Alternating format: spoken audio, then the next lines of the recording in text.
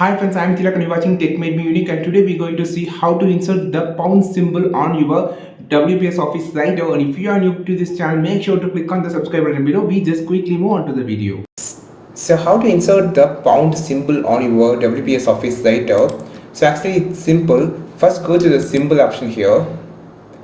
Then you just need to click on the change the subset to the Latin 1 supplement. So you just want to say it's actually in basic Latin. You just click to Latin 1 supplement, and here you can see the pound symbol, and you just click it and insert. So, and this is one of that pound symbol. And second type of pound symbol is just go to the symbol, go to the currency symbols.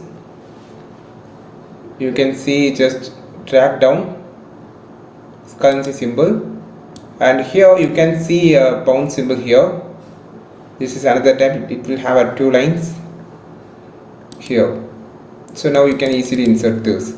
And so keyboard shortcut for the pound symbol is Alt 156.